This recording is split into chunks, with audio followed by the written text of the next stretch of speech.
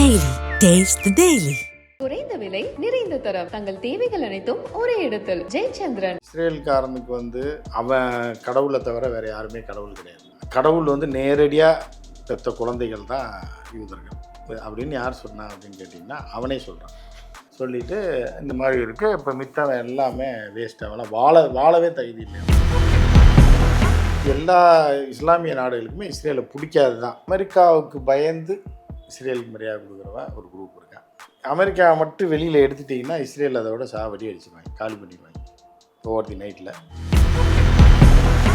அமெரிக்காவுக்குள்ளே இருக்க அதிகாரிகள் இருக்காங்கல்ல, அவங்க அதை இப்போ ப்ரைம் சிஏவாக இருந்தாலும் சரி, ஒயிட் ஹவுஸில் உள்ள ஆஃபீஸர்ஸ் எல்லாமே பார்த்தீங்கன்னா அவன் யூதர் தான். அவன் கட்டுப்பாட்டில் தான் அமெரிக்காவே சுற்றி வளைச்சி பார்த்தான். பைடன்லாம் பேருக்கு தான். பைடன் ஒரு வயசான கிழவன். பைடன் கட்டுப்பாட்டில் அமெரிக்கா கிடையாது. பைடனை ஷோவாக காட்டுவாங்க. நான் சொன்ன தாத்தாவை கூட்டு போய் பொண்ணு பார்க்குற கூட்டு போய் உட்கார வச்சு மிச்சர் கூட்டு சிறப்பாக பாருங்க, அந்த தான். அதனால் இன்னும் 3 போர் வந்தாலும் நம்ம மோடிஜி சமாளிப்பார். இஸ்ரேலே அழிஞ்சாலும் சரி, ஈரான் எண்ணக்கிணறே காலி ஆனாலும் சரி, ஆனால் ஜி கவலைப்பட மாட்டார். ஏன்னா இன்னும் 5 வருஷத்துக்கு அவர் நினச்சாருன்னா 60 ரூபாய்க்கு பெட்ரோல் டீசலையும் கொடுக்க முடியும். இன்னும் 5 வருஷத்துக்கு அந்த அளவுக்கு பெட்ரோல் டீசல் காசு அடிச்சு வச்சுருக்காங்க. ஏன்னா போருக்கு முக்கிய எதிரியே நஸ்ருல்லா தான். சரியா? அவர் இஸ்ரேலை ஒழிக்கணுன்றக்காக தான் தன் வாழ்நாளே அர்ப்பணித்து இது பண்ணிகிட்டு இருக்காரு. அவரை கொல்லணும்னு தான் இஸ்ரேலும் வாழ்நாள் பூரா போராடிட்டு இருந்தான். இப்போ இந்த சண்டை நடந்துகிட்டு இருக்கு. சண்டை நடந்துகிட்டு இருக்கும்போது பேச்சுவார்த்தைக்கு யார் வரணும்னா இப்போ ஒரே ஒரு ஆள் தான் பேச்சுவார்த்தைக்கு வரணும். யாருன்னா இஸ்ரேல் மட்டும்தான். இஸ்ரேல் அமைதி காத்தா மட்டும்தான் சண்டை நிற்கும். இந்த நாய் பாதுகாப்புக்காக இருக்குது. இதை நீ ஐநாவை நினைக்காது, ஒரு நாய் வளர்க்குறீங்க, அந்த நாய் உங்கள் வீட்டு பாதுகாப்புன்னு சொல்கிறீங்க, இந்த ஏரியாக்கே பாதுகாப்பாக இருக்குன்னு சொல்லிட்டு பிடிக்காத நோட்டெல்லாம் கறிக்க விடுறது. அப்புறம் அந்த நாய் பேசாமல் இந்த போர் மத்திய கிழக்கு நாடுகள் ஃபுல்லாக பரவிட்டே வருது. இது அதோட தான் இருக்குமா அந்த தாக்கம், இல்லை உலக நாடுகள் வரைக்கும் பரவுமா அப்படிங்கிறது? கிங் 360 நேயர்களுக்கு வணக்கம். நிகழ்ச்சியில் சிறப்பு விருந்தினராக மூத்த பத்திரிகையாளர், அரசியல் விமர்சகர் உமாபதி கிருஷ்ணன் சார் இணைந்திருக்கிறார். பேசலாம். வணக்கம் சார். வணக்கம்மா. எப்படி இருக்கீங்க? நல்லா இருக்கேம்மா. நீங்கள் தான் இந்த விஷயத்த பேசணும்னு மக்களும் விரும்புகிறாங்க, அதனால் நாங்கள் உங்களை தேடி தான் வரோம். இஸ்ரேல் பாலஸ்தீன போர் ஆரம்பித்து கரெக்டாக இன்றோடு 1 வருடம். 2023 அக்டோபர் 7 ஆரம்பித்தது. இந்த போர் அப்படியே பரவிட்டு தான் இருக்கொழிஞ்சு இப்போ வரைக்கும் முற்றுப்புள்ளி இல்லை. ஏன் அப்படிங்கிறது தான். ஏன்னா போர்னா 2 பேர் சண்டை போட்டால் போயிட்டு தான் இருக்கும். ஏன் நிற்கலை அப்படின்னு நம்மகிட்ட கேட்டால் என்ன பண்ண முடியும்? அதாவது என்னென்னா, போர் ஆரம்பித்தது எப்படின்னு தெரியும், எப்படி போச்சுன்றதும் தெரியும். ஏன் நிற்கலைன்னு கேட்டால் என்ன சொல்கிறதுன்னு தான் எனக்கு புரியலை. அதாவது மெயினாக என்னன்னு பார்த்தீங்கன்னா, நீங்கள் கேட்குறது வேற ஆங்கிளில் கேட்குறீங்க. என்னென்னா, 1 வருஷம் கொண்டாடுறதுக்கு இது பிறந்த நாள் கிடையாது. அதை முதல்ல பார்க்கணும். ரெண்டாவது என்னென்னா, ஹமாஸ் எப்போவுமே ஹமாஸோடைய உருவாக்கம், அதை ஃபார்ம் ஆனதுக்கு மெயின் காரணமே பாலஸ்தீனம் சுதந்திர நாடாக இருக்கணும். இதுதான் அடிப்படை. அந்த அடிப்படையில் என்ன ஆகுது அப்படின்னா, நீங்கள் இதை கேட்டு தெரிஞ்சுக்கிட்டிங்கன்னா இனிமேல் நீங்கள் ஏன்னே கேட்க மாட்டீங்க. கேட்கக்கூடாது அப்படின்றதுக்காக நான் சொல்கிறேன். ஏன் இந்த சண்டை ஏன் நிற்க மாட்டேங்குது அப்படின்னு நீங்கள் கேட்க மாட்டீங்க. அப்போ என்னென்னா, இப்போ தனி நாடு ஏற்கனவே பாலஸ்தீனத்தை அவன் ஆட்டையை போட்டான், யார்? இஸ்ரேல். ஏன்னா ஆட்டையை போட்டுட்டு என்ன பண்ணது மட்டும் இல்லாமல், புரியுதா? இப்போ சுருக்கமாக சொன்னால் என்ன அப்படின்னா, இது ஒரு வீடு, பாலஸ்தீனுன்றது வீடு. வெளியில் மழை பெய்யுது பயங்கரமாக. நீங்கள் கிரவுண்ட் ஃப்ளோரில் குடியிருக்கீங்க, பயங்கரமாக மழை பெய்யுது. ஒரு குடும்பம், ஒரு 2 குழந்தை, கை குழந்தை ஒன்று தூக்கிட்டு, ஒரு சின்ன பையனை கூட்டிகிட்டு, ஒரு அம்மா, ஒரு வயசான அம்மா, ஒரு வயசான தாத்தா எல்லாம் நிற்கிறாங்க. மழைக்காக உங்கள் வீட்டுக்கிட்ட ஒதுங்குறாங்க ஷெட்டுக்குள்ளே. நீங்கள் என்ன பண்ணுவீங்க? கொஞ்சம் இடம் கொடுப்போம், வாங்க உள்ளே வேணா நில்லுங்கம்மா, ஏம்மா மழையில் குழந்தைய வச்சுக்கிட்டு அப்படின்னு. சரி அப்படின்னு குழந்தைக்கு கொஞ்சம் சுடுதண்ணி வைக்க முடியுமான்னு கேட்குறேன். நீங்கள் சரி சுடுதண்ணி வச்சு கொடுத்து ஒரு டப்பா சாப்பிட்டுச்சாம்மா குழந்தை? இல்லை, இப்போ மத்தியானம் சாப்பிட்டது தான், இப்போ மழை வந்ததுனால வீட்டுக்கு போங்க. வீடு இல்லை, ஒன்றும் இல்லை. சரின்னு டப்பா எடுத்து கொடுக்குறீங்க, ஒரு சுடுதண்ணி வச்சு கொடுக்குறீங்க. சரி உள்ளே உட்காரலாமா? உட்காருங்கம்மா, குழந்தைய போடுங்க, ஃபேனை போடுங்க, ஏசியை போடுங்க, பாவம் பச்சை குழந்தை போடுறீங்க. போட்டோடனே அது வித சிரலாக்கி அதை கிண்டி கொடுப்பீங்கல்ல, நீங்கள் கொடுக்குறீங்க. அதை எடுத்து அந்த குழந்தைக்கு ஊற்றுறாங்க. ஊற்றினா மழை அப்படியே பேஞ்சிக்கிட்டே இருக்குது. ஒரு மணி நேரம் 1.5 மணி நேரம். அது வயசான அம்மா ஏதாவது சாப்பிட்டாங்களா? வந்து அங்கே டீ சாப்பிடுங்கன்றீங்க. யாருன்னே தெரியாது பாவம், டீயை கொடுக்குறீங்க, டீயை போட்டு கொடுக்குறீங்க. அந்த புருஷனுக்கே டீ கொடுக்காத ஒரு நிலையில் ஆனால் பாவம் அப்படின்றதுக்காக அவங்களுக்கு டீ கொடுக்குறீங்க. கொடுக்கும்போது அவங்கெல்லாம் டீயை சாப்பிட்றாங்க. ரைட்டுங்க, ரொம்ப தேங்க்ஸ் மேடம் அப்படின்ட்டாங்க. சரி, அப்படியே போயிட்டே இருக்குது. மழை விட்டு விட்டு போய்து, கரண்ட் ஆஃப் ஆகிடுது. மணி 11 மணி ஆகிடுது நைட்டு. என்னடா பண்ணுறதுனானே நீங்களே சொல்கிறீங்க, எங்கே இருக்குது உங்கள் வீடுன்னொடனே நாங்கள் இருக்கோம் போகணும். சரி வேணால் நீங்கள் படுத்துருங்க, 12 மணிக்கு மேலே நீங்கள் இன்னி மழை நிற்காது போல் தெரியுது, பயங்கர மழை பெய்யுது, இங்கே ஓரத்தில் படுத்துருங்கன்றீங்க. சரின்னு படுத்துடுறாங்க. குடும்பத்தோடு எல்லாம் படுத்துடுறாங்க. உடனே அந்த வயசான ஒரு தலகாணி அவருக்கு ஒன்று எடுத்து கொடுக்குறீங்க. கரண்ட் இல்லை. சரி சரி அப்படியே படுக்கிறாங்க. அந்த கொசு இது வேணால் பொருத்தி வைங்க, அப்படியே படுத்துறாங்க, தூங்கிடுறாங்க. காலையில் நீங்களும் போய் தூங்கிடுறீங்க. முழிச்சு பார்த்தீங்கன்னா அவங்க வந்து சமையல் அறையில் ஏதோ பண்ணிகிட்ருக்காங்க. வந்து பார்த்தோன்னே, இல்லை மேடம் நேற்று நைட்டு நீங்கள் ஹெல்ப் பண்ணீங்க எல்லாம், சரி நீங்களும் தூங்குறீங்கன்றதுக்காக உங்களுக்கு சேர்த்து 4 இட்லி சுடலான்னு சொல்லி மாவு இருந்துச்சு, சுட்டு வச்ச மேடம் சாப்பிடுங்கன்னு நீங்கள் சாப்பிட்றீங்க. சாப்பிட்டோன்னே அப்போயே மழை லைட்டாக தூரிக்கிட்டு இருக்கு. சரி சரி டிஃபனை சாப்பிட்டு போயிடலான்றதுக்குள்ளே திருப்பி மழை பிடிச்சிது. டிஃபன் சாப்பிட்றாங்க, உட்காடுறாங்க. இது குளிச்சுட்டு சாப்பிடுங்கன்னா குளிக்கிறாங்க. துண்டு எல்லாம் கொடுக்குறீங்க. இந்த ட்ரெஸ்ஸு இந்த நைட்டியை வேணால் போட்டுக்கங்கன்றீங்க. இதே கொடுத்தோடனே அப்படியே காலையில் 12 மணி ஆகிடுது. சரி சாப்பிட்டோடனே எதுக்கு போகிறீங்க, கொஞ்ச நேரம் இருங்க, இன்னும் திருப்பி மழை தூரிக்கிட்டே இருக்குது, ஆட்டோ புக் ஆக மாட்டேங்குது, கார் புக் ஆக மாட்டேங்குது, என்ன அப்படியே இருக்காங்க. உங்கள் வீடு பூரா வெள்ளமாகிடுது ஏத்தாப்பில் ரோட்டில். சரி அப்போ மத்தியானம் சமையல் ஆகுறீங்க, சாப்பாடு போடுறீங்க, சாப்பிட்றாங்க, அப்படியே இருக்காங்க. உங்கள் ரொம்ப பழகிடுறாங்க அவங்க கூட. சரி பாவம் இருக்கிறது இருக்கீங்கன்னு இந்த தொடர்ந்து மழை ஒரு 1.5 நாளாக பேசியிருக்கு. கரண்ட்டு வேறு இல்லைன்னு, சரி இந்த ரூமில் வேணால் படுத்துங்கன்றீங்க. அந்த ரூமை வந்துடுறாங்க, படுத்துக்கிறாங்க. அப்படி இங்கேயே இருக்காங்க. 2 நாள் ஆச்சு, 3 நாள் ஆச்சு. அப்புறம் தண்ணியெல்லாம் வற்றினோடனே சரி நாங்கள் கிளம்புறோங்க, நீங்கள் என்ன சொல்லுவீங்க? அவங்க சரி ஏதோ வந்தால் ஒரு மணி நேரம் மழைக்கு கதவை திறந்து விட்டால், அப்புறம் குழந்தைக்கு சுடுதண்ணி வச்சு கொடுத்தீங்க, அதுக்கப்புறம் காலைல டிஃபன் செஞ்சீங்க, அடுத்த நாள் ஆச்சு கொஞ்சம் சார்ஜ் போட்டுக்கிறேன்றாங்க, உங்கள் ட்ரெஸ் எல்லாம் பெட்ஷீட் எடுத்து கொடுங்கன்றாங்க, எல்லாம் போற்றி நல்லா நிம்மதியாக தூக்கி 3 நாள் ஆகுது. 3 நாள் ஆனோடனே மேடம் வீட்டுக்கு போகணும், உங்கள் தோடை கொஞ்சம் கொடுத்தீங்கன்னா அடகு வச்சு போயிட்டு நாளை கழிச்சு கொடுத்துட்றோன்றாங்க. உடனே என்னடா இதுன்னு, இல்லை அதுக்கு ஒரு காரணம் சொல்கிறாங்க, இல்லை ஆட்டோவில் போகணும், வீட்டில் இருக்குது பாருங்கள், மொபைலும் ஒர்க் ஆகலை, கூகுள் பே ஒர்க் ஆகலை, என்ன பண்ணலாம் அப்படின்றாங்க. சரி தோடு என்ன ஒரு 5000 தானே, சரி கொடுப்போம் அப்படின்னு நீங்களும் கொடுக்குறீங்க. பாவம் குழந்தையெல்லாம் வச்சுருக்காங்க, வீட்டுக்கு போகணும், நீங்கள் கொடுக்க மாட்டீங்க, அப்படி ஒருத்தர் கொடுக்குறாங்க. கொடுத்து இப்படியே போன உடனே இருக்காங்க. இருந்த உடனே ஒரு ஃபோன் போடுறாங்க. ஃபோன் போட்டோன்னே உங்கள் வீடு ஃபுல்லாக தண்ணி உள்ளே வந்துடுச்சு, நீங்கள் வீட்டுக்குள்ளே வர முடியாது, இன்னும் 2-3 நாள் ஆகும் நீங்கள் வர்றதுக்கு அப்படின்னே. திருப்பி வந்து அவங்க சொல்கிறாங்க, மேடம் வீட்டுக்குள்ளே ஃபுல்லாக தண்ணி வந்துச்சா, என்ன பண்ணுறேன்னு தெரில. உடனே பார்க்குறீங்க, சரி இன்னும் என்னாச்சுன்னா 2 நாள் ஆகும் போல, சரி இங்கே இருங்கன்றீங்க. அப்புறம் 2 நாள் சமையல் பண்ணி போடுறீங்க, அவங்களும் சமையல் பண்ணால் அப்படியே உங்களோட ஒன்றாயிடுறாங்க. நாங்கள் வேணால் இந்த ரூம்லேயே இருந்துக்கிறோம் மேடம், அந்த வீடு இன்னும் 1 மாதம் ஆகும் போல், ஃபுல்லாக டேமேஜ் ஆகி எங்கள் பொருள் பூரா நாசமாகிடுச்சு, நாங்கள் வேணால் உங்களுக்கு வாடகை வேணால் கொடுத்துட்றோம், 20,000 கொடுங்க, நான் ஒரு 5,000 அந்த ரூம் மட்டும் எடுத்துக்கிறேன் மேடம், உங்களுக்கு இட்லி சுடுறது இது போடுறது எல்லாம் நான் பண்ணி தர்றேன் அப்படின்றீங்க. சரின்றீங்க நீங்கள். சரி இப்படியே வந்து ரூமை பிடிச்சிடுறாங்க. ரூமை பிடிச்சி ரூம்லேயே இருக்காங்க. அதுக்கப்புறம் அவங்க ஆதிக்கம், அப்புறம் ஃப்ரிட்ஜு வாஷிங் மிஷின் டிவிலாம் போட்டு பிக் பாஸ் போட்டு உட்காந்துருக்காங்க. நீங்கள் ஆஃபீஸ் போயிட்டு வரும்போது பார்த்தீங்கன்னா அவங்க ஃபுல்லாக பார்த்துட்ருக்காங்க. சவுண்டை கொஞ்சம் குறைங்க அப்படின்னா கூட, இல்லை ஜாலியாக இருக்குது சவுண்டு, நீங்களும் கூட சவுண்டு வச்சு பழகிக்கிங்க மேடம், என்ன குறைங்கன்னு இப்படின்னு 1 மணி நேரம் ஆயிடுறீங்க. 1 மணி நேரம் ஆனவுடனே அடுத்து இந்த ஹவுஸ் ஓனர் வரான், வாடகை வாங்குறதுக்கு வரும்போது அந்த சின்ன, சார் உங்கள் பேரில் ஏன் சார் நீங்கள் எது கேட்டுறீங்க, என் பேரில் எழுதிங்க, நான் 10,000 கொடுத்துறேன், நீங்கள் என்கிட்ட வாங்கிக்கங்க வாடகை, அவங்ககிட்ட நான் வாங்கி கொடுத்துறேன்னு சொல்லி உங்கள்கிட்ட வாடகை வாங்கி அவங்ககிட்ட கொடுக்குறாங்க. அப்படி கொஞ்சம் கொஞ்சமாக ஆனோடனே அந்த வீடு அவங்களுக்குன்னு ஆயிடுது. ஒரு நாள் நீங்கள் சொல்கிறீங்க, என்னடா ரொம்ப பிரச்சனை பண்ணி உள்ளே வந்தாங்க, 2 ரூமு ஹாலு எல்லாத்தையும் பிடிச்சிட்டாங்க, சரி நீங்கள் கிளம்புங்க அவ்வளோதான், 3 மாதம் இருந்துட்டீங்க போங்க அப்படின்னா, இல்லை நீங்கள் என்ன திடீர்னு போங்கன்றீங்க, நீங்கள் வேணால் வெளியே வீடு பார்த்து போங்க அப்படின்றாங்க.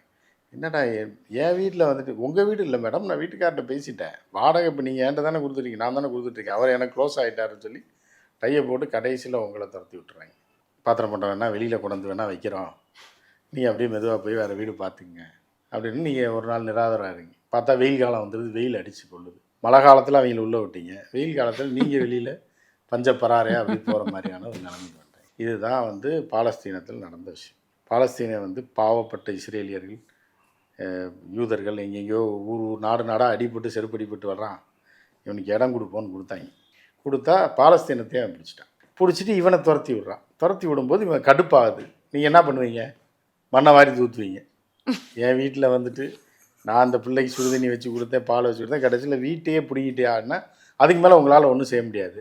அதே இது அதுக்கப்புறம் வந்து நீங்கள் ஒரு கோவக்கார ஒரு லேடியாக இருந்தீங்கன்னா என்ன பண்ணுவீங்க? கட்டை எடுத்து வீசுவீங்க. சரி, துப்பாக்கி புழங்குதுன்னு என்ன பண்ணுவீங்க? நேராக போய் சந்தையில் ஒரு துப்பாக்கியை வாங்கிட்டு வந்து சுடுவீங்க. அப்போ அந்த லேடி என்ன பண்ணும்? ஏம்மா நீ என்ன லூஸாக இருக்கேம்மா, சின்ன இந்த துப்பாக்கி நான் வச்சுருக்கேன் பாரு, ராக்கெட் எடுத்தோடனே அடிக்கிறேன் பாரு, அடித்தா நீங்கள் தெரிச்சு ஓடு, ஐயோ இது வேற உள்ள வீட்டில் வச்சுருந்தீங்களான்ற மாதிரி ஒரு சூழ்நிலை தான் இப்போ அங்கே நடக்குது. இந்த போர் மத்திய கிழக்கு நாடுகள் ஃபுல்லாக பரவிட்டே வருது. இது அதோட தான் இருக்குமா அந்த தாக்கம், இல்லை உலக நாடுகள் வரைக்கும் பரவுமா அப்படிங்கிறது? இது அங்கேருந்தெல்லாம் பரவாது. பரவாது மீன்ஸ் அப்படி என்னென்னா, முதல் உலகப் போர் அது வந்து ஐரோப்பா நாடுகளில், இப்போ உள்ள ஐரோப்பா நாடுகள்லையும் தென் அமெரிக்கா இவங்க எல்லாம் சேர்ந்து என்னதான் அவன் அடித்து தெரிஞ்சான். அது வந்து ஒரு காட்டு முன்னாடி காலம். அதாவது சிறு மன்னர்களாக இருந்தவங்கலாம், குறுநில மன்னர் கொஞ்சம் பெருசாக இருந்தவங்கலாம் பெரிய நாடானது ஒன்னுக்கு அப்புறம் சண்டை போட்டு இவன் அதை பிடிச்சான், அவன் இதை பிடிச்சான், எல்லையை தான் இது பண்ணான். திருப்பி செகண்ட் வேர்ல்டு வார் தான் அந்த சைக்கோ வந்தான், அது ஹிட்லர் வந்ததுக்கப்புறம் என்ன பண்ணான்னா, ஜெர்மனி தான் நம்பர் 1 சொல்லி எல்லாத்தையும் பிடிச்சி ஃப்ரான்ஸை பிடிச்சி பிரிட்டனை போட்டு அடின்னு அடிச்சு ஃப்ரான்ஸில் உள்ளது எல்லாத்தையும் படுத்து உலகம் பூரா பிடிச்சாப்புல. அது வந்து நாடு பிடிக்கும் வெறியில் நினச்சி, சரி இனிமே அப்படிலாம் நடக்கக்கூடாது, இந்த உலகம் மாறிடுச்சு அப்படின்னு சொல்லி தான் ஐநான்னு ஒரு இதை அமைக்கிறேன். ஐநா சபை, யுனைடெட் நேஷன்ஸ்ன்னு சொல்லி ஒன்று போட்டு, எங்கேயும் சண்டை நடந்தாலும் எல்லையை தாண்டக்கூடாது, இந்த எல்லைக்குள்ளே தான் நீ இருக்கணும், இந்த எல்லைக்குள்ளே சண்டை போடக்கூடாது, இப்படிலாம் வந்து வைக்கிறாங்க. வச்சு என்ன பண்ணுறாங்கன்னா, அமெரிக்கா சோறு போட்டு வளர்க்குறான் வேறு ஐநாவை. அதுவும் சாப்பாடு போடுறது அமெரிக்காக்காரன் தான். போட்டு உலகம் அப்படி இருக்குன்னு யார் சொல்கிறா? சாத்தானே வேதம் ஓதுற மாதிரி அவனே ஒரு இதை வச்சு, இந்த நாய் வந்து பாதுகாப்புக்காக இருக்குது, இதை நீ ஐநாவை நாய் நினைக்கூடாது, ஒரு நாய் வளர்க்குறீங்க, அந்த நாய் வந்து உங்கள் வீட்டு பாதுகாப்புன்னு சொல்கிறீங்க, இந்த ஏரியாவுக்கே பாதுகாப்பாக இருக்குன்னு சொல்லிட்டு பிடிக்காத நோவட்டிலலாம் கறிக்க விடுறது. அப்புறம் அந்த நாய் பேசாமல் உட்காந்துருக்கும். ஸோ இப்படி ஒரு நிலையில் வந்து ஐநா இருக்குது. ஐநா வந்து அது வேலையை செஞ்சு வெட்டி வேலை பார்த்துட்டு அது பாட்டுக்கு இருக்கும். அது வந்து என்னென்னா, சில முதலாளிகளுக்கு மட்டும் விசுவாசமாக இருக்கும், மித்ததெல்லாம் இருக்காது. இப்போ அந்த ஐநா வந்து ஓரளவு கட்டுப்படுத்தி சண்டை இது ஒரு நாட்டோட எல்லை நாடுகளை அங்கீகரிக்கிறது இதெல்லாம் பண்ணான். ஆனால் இஸ்ரேல் விவகாரத்தில் மட்டும் அது பண்ணவே முடியல. அவனுக்கு ஒரு நாடு கொடுக்குறான், அவன் எக்ஸ்ட்ராவாக பிடிச்சி பாலஸ்தீன்காரனை போட்டு நசுக்கி எல்லாத்தையும் கேப்சர் பண்ணி வச்சுக்கிட்டு அந்த பாலஸ்தீனத்தை முழுவதையும் ஆக்கிரமித்து அதையும் தன்னோட கட்டுப்பாட்டில் கொண்டு வந்து எல்லாம் பண்ணி விட்டான். இப்போ வந்து என்னென்னா, இது 2 விஷயம் இருக்குது. இஸ்ரேல்காரனுக்கு வந்து அவன் கடவுளை தவிர வேறு யாருமே கடவுள் கிடையாது. கடவுள் வந்து நேரடியாக பெற்ற குழந்தைகள் தான் யூதர்கள் அப்படின்னு யார் சொன்னா அப்படின்னு கேட்டிங்கன்னா, அவனே சொல்கிறான். சொல்லிவிட்டு இந்த மாதிரி இருக்குது, இப்போ மித்தவன் எல்லாமே வேஸ்ட், அவெல்லாம் வாழவே தகுதி இல்லைன்றான். இப்போ எந்த மதத்துக்காரனும் இந்த உலகத்தில் வாழ்கிறதுக்கே தகுதி இல்லை அப்படின்னு அவன் ஓட்டிகிட்டு இருக்கான். அப்படி சொல்லும்போது இந்த பக்கம் முஸ்லீம் இருக்காங்க, இவர்கள் யாரை டார்ச்சர் பண்ணுறாங்கன்னா நேரடியாக முஸ்லீம்ஸை தான் டார்ச்சர் பண்ணுறாங்க. அப்போ அவர்களுக்குள்ளே சண்டை வரும்போது எல்லா இஸ்லாமிய நாடுகளுக்குமே இஸ்ரேலை பிடிக்காது தான். ஆனால் சில பேர் வேறு வழி இல்லை, இவனை தொட்டோம்னா அமெரிக்கா வரும் அப்படின்ற மாதிரி ஒரு நிலை. அதனால் சரி அமெரிக்காவுக்காக பண்ணிக்குவோம் அப்படின்ற மாதிரி இருக்கும். ஒரு ஐபிஎஸ் ஆஃபீஸர் இருக்காருன்னு நீங்கள், அவர் ஒய்ஃப் ஒன்று இருக்கும், அது வந்து இப்போ ஒரு +2 ஃபெயிலாக இருந்திருக்கும், ஒரு 100 பவுன் நகையை போட்டு கல்யாணம் பண்ணி கொடுத்துருப்பாங்க. அந்த ஐபிஎஸ் ஆஃபீஸரோ இல்லை ஒரு அதிகாரத்தில் இருக்கக்கூடிய ஒருத்தர் அவரை பார்க்குறதுக்கோ 500 பேர் 1000 பேர் வருவாங்க. வரும்போது இந்த அம்மாவும் மேடம் வணக்கம் மேடம், இந்த அம்மா +2 தான் படிச்சிருக்கு பாவம், இதே இவரை கல்யாணம் பண்ணலைன்னா அதுக்கு மரியாதை கிடையாது. சரியா? அந்த மாதிரி ஒரு நிலை. இது எளிதாக புரியுது, யாரையும் நம்ம குற்றம் சொல்கிறதுக்காக முடியல. அப்போ என்ன அப்படின்னா, சரி நடிகைகள் எடுத்துக்கிட்டிங்கன்னா கூட நடிகைகளுக்கு பயங்கர கிரேஸ் இருக்கும், அதுக்கு ஒரு ஹஸ்பண்ட் இருப்பான், அவன் ஷூட்டிங் ஸ்பாட்டுக்கு வந்தானா அவனுக்கும் ஜூஸ் கொடுப்பாங்க. இதே தான் அவன் தனியாக ஆள், இந்த நடிகையோட புருஷன் இல்லை வேறு ஆள் அப்படின்னா உள்ளே விட மாட்டாங்க. இதுதானே இயற்கை என்ன? ஸோ அந்த வகையில் இப்போ நீங்கள் கேட்டிங்கன்னா நான் ஆம்பளைகளை மட்டும் இப்படி சொல்கிறீங்கன்னு நினைப்பீங்க. ஆக 2 பேரையும் சொல்லிக்கிறேன். ஸோ இப்படி இருக்கும்போது அமெரிக்காவுக்கு பயந்து இஸ்ரேலுக்கு மரியாதை கொடுக்குறவன் ஒரு குரூப் இருக்கான். அமெரிக்கா மட்டும் வெளியில் எடுத்துட்டிங்கன்னா இஸ்ரேல் அதோட சாவடி அடிச்சுருவாங்க, காலி பண்ணிடுவாங்க ஓவர் தி நைட்டில். ஸோ அதனால் அமெரிக்காவோட பேக்கப்பில் இஸ்ரேல் இருக்குது. சரி இஸ்ரேல் எதுக்குடா அமெரிக்கா சப்போர்ட் பண்ணுறா அப்படின்னு மாதிரி இருக்கும். ஸோ இதில் நம்மளுடைய வாழ்வியல் முறையில் பார்த்தாலே தெரியும். அப்படின்னா ஒரு பொண்ணு இருக்கும், இது அதே மாதிரி தான், அவர் 2 அண்ணன் தம்பி இருப்பான், ஒரு அக்கா இருக்கும். இந்த அக்காவை கொண்டு போய் கல்யாணம் பண்ணி கொடுத்துருவாங்க ஒரு பெரிய ஆள். ஒரு நடிகருக்கோ யாருக்கோ கல்யாணம் பண்ணி கொடுத்துட்டாங்கன்னா அடுத்து மச்சான் எல்லாம் ப்ரொடியூசர் ஆயிடுவான். புரியுதா அவங்களுக்கு? ப்ரொடியூசர் ஆயிடுவான், டிஸ்ட்ரிபியூட்டர் ஆயிடுவான். இதுக்கு முன்னாடி இவன் என்னடா செஞ்சுக்கிட்டு இருந்தான்னா எருமைக்கு இது விற்றுக்கிட்டு இருந்திருப்பான், புண்ணாக்கு. ஏன்னா ஆனால் அந்த நடிகரையோ இல்லை அந்த ப்ரொடியூசரையோ அவங்க அக்கா கல்யாணம் பண்ணி கொடுத்துட்டான்னா மச்சான் ஆனதுக்கப்புறம் இவன் ஒரு இப்போ ஃபிலிம்ஸ் ஆரம்பித்து இவன் ஒரு ப்ரொடியூசர்ன்றான், அவன் இன்னொரு தம்பி அவன் ஒரு டிஸ்ட்ரிபியூட்டர்ன்றான், ப்ரொடக்ஷன் மேனேஜர்ன்றான். புரியுதா? இந்த மாதிரி தான் இது வந்து இவ்வளோ இப்போ நம்ம எளிதாக புரிகிறக்காக தான் சொல்கிறோமோ, யாரையும் நான் தப்பு சொல்லலை. ஸோ அப்படி இருக்கும்போது தான் என்னென்னா அமெரிக்காவுடைய கட்டுப்பாடில் ஏன்டா இஸ்ரேல் இருக்குதுன்னு நீங்கள் கேட்டிங்கன்னா, இஸ்ரேலுக்கு அமெரிக்கா பயப்படுறான்னு கேட்டிங்கன்னா, அமெரிக்காவை ஆட்டி படைப்பதே யூதர்கள் தான். புரியுதா அவங்களுக்கு? இவன் யாரா போன மாதம் வரைக்கும் புண்ணாக்கடை வச்சுருந்தேன் ப்ரொடியூசர்ன்றானேன்னு பார்த்தீங்கன்னா உங்கள் அக்கா புருஷன் நடிகர். புரியுதா அவங்களுக்கு? அந்த மாதிரி அமெரிக்காவுக்குள்ளே இருக்க அதிகாரிகள் இருக்காங்கல்ல, அவங்க அதை இப்போ ப்ரைம் சிஏவாக இருந்தாலும் சரி, ஒயிட் ஹவுஸில் உள்ள ஆஃபீஸர்ஸ் எல்லாமே பார்த்தீங்கன்னா அவன் யூதர்கள் தான் இருப்பான். அவன் கட்டுப்பாட்டில் தான் அமெரிக்காவே இயங்குது. சுற்றி வளைச்சி பார்த்தா பைடன்லாம் பேருக்கு தான். இப்போ நீங்கள் பொண்ணு பார்க்குறதுக்கெலாம் வயசான ஆளை கூப்பிட்டு போவாங்க. அவள் அது வரைக்கும் சோத்துக்கு கூட அவனை மதிக்க மாட்டாங்க. வெளியே கயத்துக்கட்டில் கொண்டு போட்டுருவாங்க கிராமத்துலலாம். 80 வயசு ஆச்சுன்னு சனி எங்கள் கொடுத்தியாது அப்படின்னு, தாத்தா கொடுத்தீங்களாடா ஏதாவதுன்னு எதையாவது வெளியில் படுக்க போட்டுருவாங்க. மழை வெயில் வந்தால் உள்ள வந்து படுத்தோலை கூதை இதை அடிக்கிறது செத்துக்கிட்டு போயிடாத அப்படின்னு கேவலமாக வச்சுருப்பாங்க. ஆனால் அவனுடைய மகனுக்கு பொண்ணு பார்க்குறக்கோ பொண்ணுக்கு மாப்பிள்ளை பார்க்குறேன்னா இந்த ஆளை வெள்ளை வேட்டிலாம் சேர்த்து அயன் பண்ணி கூட்டு போய் உட்கார வச்சுருவேன், துண்டு எல்லாம் போட்டு. தாத்தா சொல்லிட்டாருன்னா கொடுத்துருவோம், அவர் சொல்லிட்டாருன்னா அடுத்த மாதம் கல்யாணத்தை வச்சுருவோன்னு வாங்கி. புரியுதா அவங்களுக்கு? அது வரைக்கும் மதிச்சிருக்கவே மாட்டாங்க. அவர் தலையில் எல்லாத்தையும் போட்டு நாங்களாக டவுரி கேட்குறோம், அவர் சொல்கிறாரு, பெரியவர் பேசுகிறாரு, நம்ம மீறி பேச முடியுமா, 50 பவுன் கேட்குறாரு அப்படின்னு அவர் தலையில் எல்லாத்தையும் போட்டு ஒரு மிச்சரை கொடுத்து உட்கார வச்சுருவாங்க.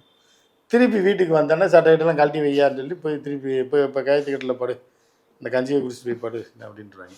இந்த நிலமை தான் அமெரிக்காவில் பைடனுக்கு. புரியுதா அவங்களுக்கு? உலக அரசியல் வந்து நீங்கள் கோட் சூட்லாம் போட்டு பேசணும், நமக்கு புரிகிற மாதிரி. ஆமாம், ஒன்ற அவசியமே கிடையாது. நாலேஜ் தான் முக்கியமே தவிர கோட் சூட் போட்டு இங்கிலீஷில் பேசுகிறது, நுண்ணினாக்கில் இங்கிலீஷையும் தமிழையும் சில பேர் கலந்து பேசுவான். மூத்த பத்திரிகையாளர்மா காலையில் டைம்ஸ் ஆஃப் இந்தியாவை படிச்சுக்கிட்டு அதை மடித்து கக்கத்தில் வச்சு எடுத்துகிட்டு வருவாங்க. பேட்டி கொடுக்கும்போதே இந்த 3rd பேஜில் டைம்ஸ் ஆஃப் இந்தியாவில் என்ன போட்டிருக்கேன் அப்படின்னா, நான் வாசிக்கிறேன் பாருங்கள் அப்படின்வாங்க.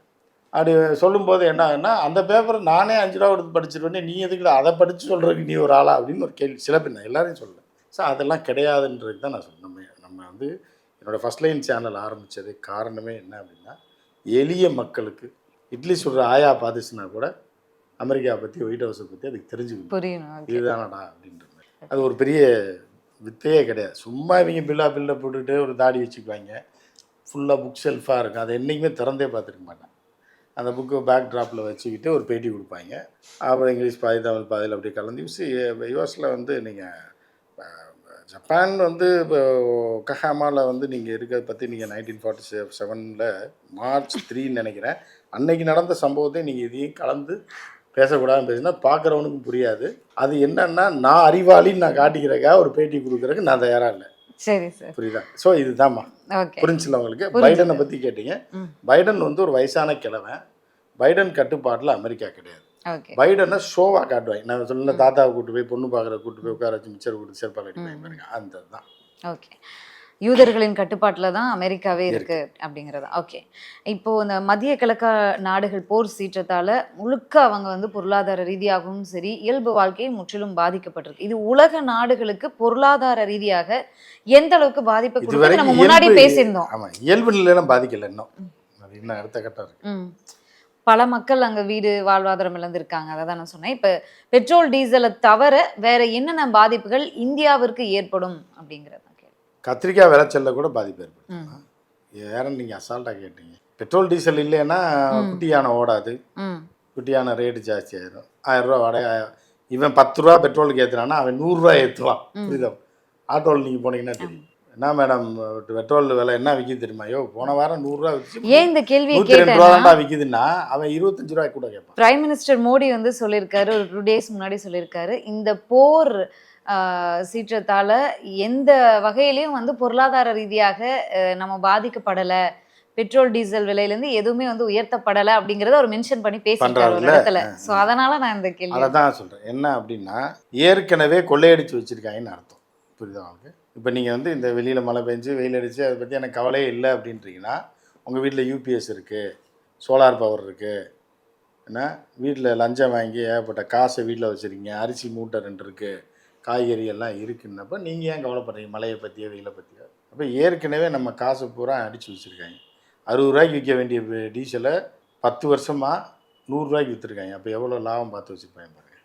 அதனால் இன்னும் 3 போர் வந்தாலும் நம்ம மோடிஜி சமாளிப்பார்.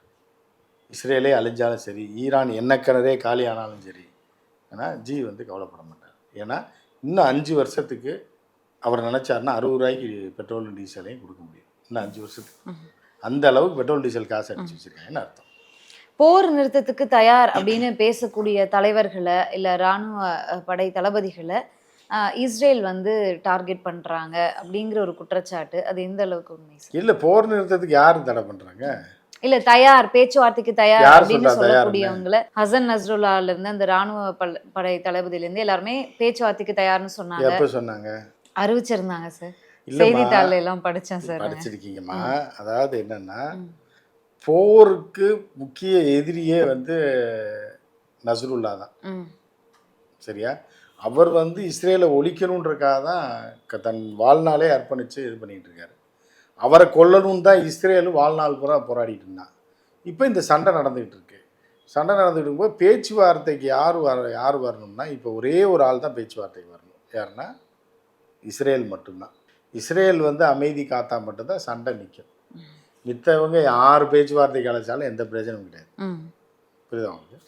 இந்த போரின் அடுத்த கட்டம் என்ன, இன்னும் என்னென்ன ஆபத்தை எல்லாம் கொடுக்க போகுது அப்படிங்கிற ஒரு அது பார்த்தீங்கன்னா இது ஒரு பெரிய விஷயமா பேச வேண்டியது இருக்குது. எப்படின்னா, மனிதன் வந்து ஒரு ஒரு இவ கூட அந்த ஒரு கதை சொல்லி ஒருத்தர் இருக்கார். அவர் சொல்லுவார், அதாவது மனிதன் ஆகப்பெரிய சல்லிப்பயன். புரியுதா உங்களுக்கு?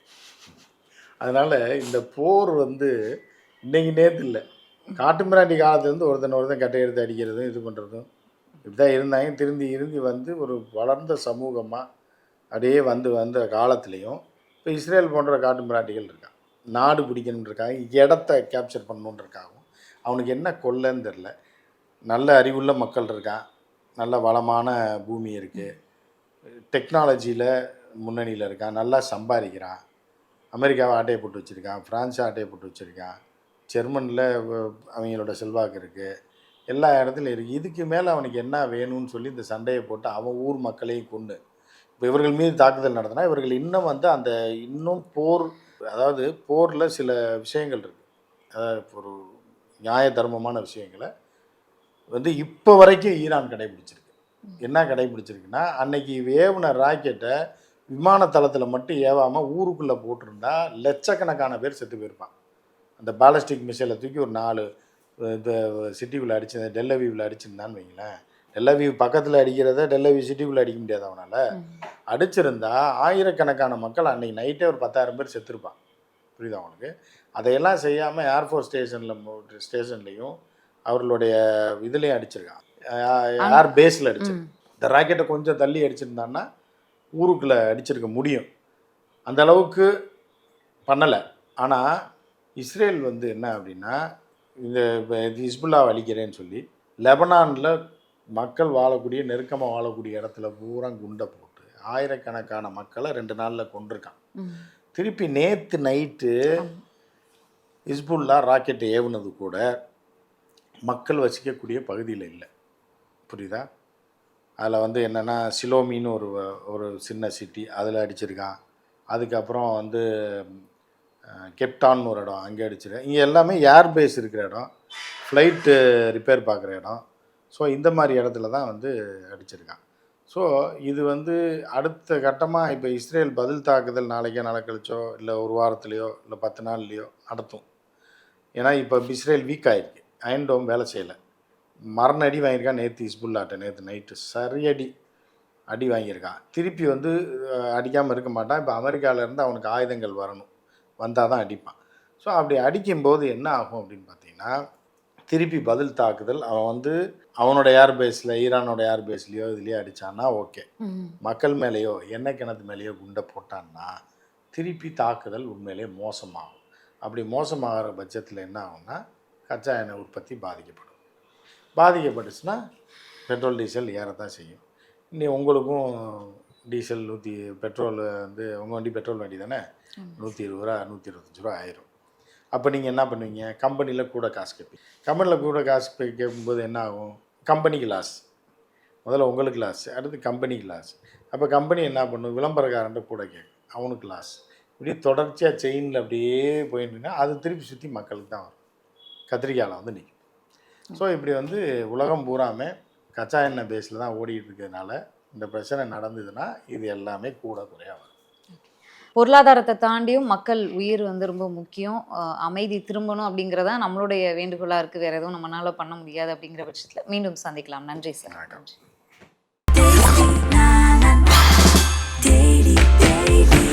Taste Daily. Taste the Daily. குறைந்த விலை நிறைந்த தரம் தங்கள் தேவைகள் அனைத்தும் ஒரே இடத்தில். ஜெயச்சந்திரன்.